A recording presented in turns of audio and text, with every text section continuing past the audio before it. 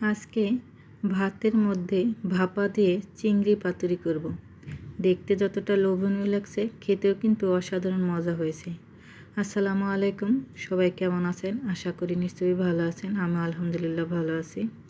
ছেলেকে স্কুলে দিয়ে আসার পথে এই মাছগুলো দেখেছিলাম, চিংড়ি মাছ দেখে এত ভালো লাগলো, তো তখনই ভাবতেছিলাম চিংড়ি ভাপা করলে খারাপ হবে না। তো নিয়ে আসলাম কিনে। এই যে বেছে টেছে যে এই কটা হয়েছে। চিংড়ি মাছ দেখতে দেখা যায় অনেক, কিন্তু বাছার পরে খুবই অল্প। তো লাগবে লাউ পাতা আর চিংড়ি মাছ। আর এখানে আমি একটু মশলা বেটে নিচ্ছি, ধনিয়া আর জিরা। এগুলো কাঁচা বেটে দিলে ঘ্রাণটা একটু ভালো লাগে। তো এখানে শুকনা মরিচটা ভাজা ভালো করে বেটে নিচ্ছি। অনেকটাই হয়েছে, সম্পূর্ণ দেব না, যতটুকু লাগে ততটুকুই দেব, কারণ আমার চিংড়ি মাছ বেশি না, অল্প। তো এই যে সবটি চিংড়ি মাছে পেটের ভিতরে ডিম আছে। দিয়ে দিলাম পেঁয়াজ বাটা, আর যে মশলাটা বাটলাম জিরা, ধনিয়া, শুকনা মরিচ বাটা দিয়ে দিলাম, আদা রসুন বাটা, একটু হলুদের গুঁড়ো, মরিচের গুঁড়ো, স্বাদ মতন লবণ, সরিষার তেল।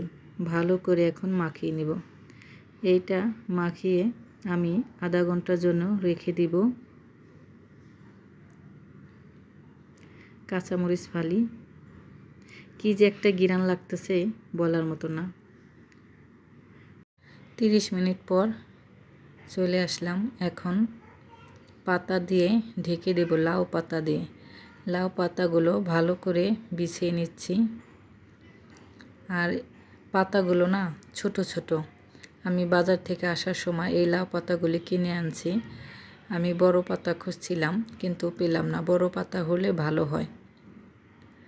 লাউ পাতার ভিতরেই এই চিংড়ি মাছের সবটুকু আমি দিয়ে দেব।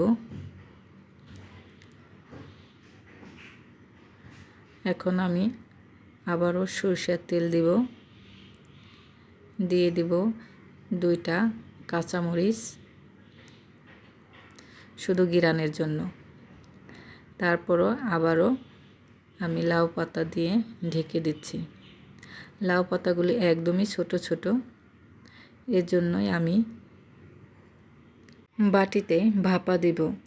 বড় পাতা হলে ভালো করে আটকে সুতা দিয়ে বাঁধে ভাপা দিলে ভালো হতো, কিন্তু এটা খুলে যাওয়ার সম্ভাবনা থাকবে, এর জন্য আমি বাটিতে ভাপা দিব। এই যে ভাতের মধ্যে ভাত কিন্তু অর্ধেক হয়েছে আর অর্ধেক হয়নি। তো এই যে ভাপা দিয়ে রেখেছি, ভাতও হয়ে গেছে, আমার তরকারিটাও হয়ে গেছে, চিংড়ি পাতুরিটাও হয়ে গেছে। কি যে একটা ঘ্রাণ লাগছে বলার মতো না। তো ভিডিওটি যদি ভালো লাগে লাইক কমেন্ট করবেন, শেয়ার করবেন। আমার ফেসবুক পেজটা সবাই ফলো দেবেন। আমার রেসিপিগুলো কেমন লাগে আপনাদের সুন্দর মতামত কমেন্টে জানাবেন। কি যে একটা ঘ্রাণ, বিশ্বাস করেন, চিংড়ি মাছের একটা ঘ্রাণ, বাটা মশলা দিয়ে রান্না করেছি, আর লাউ পাতার আলাদা একটা ঘ্রাণ, দুটা ঘ্রাণ মিলে বা একদম মো করছে। তো আমি ঢেলে দিচ্ছি, অনেকটাই গরম ছিল। লাউর পাতাটাও কিন্তু একদম সিদ্ধ হয়ে গেছে, ভাতের লগে চটকে খাওয়া যাবে। কি যে একটা ঘ্রাণ লাগছে, লাউ পাতার ঘ্রাণ, চিংড়ি মাছের।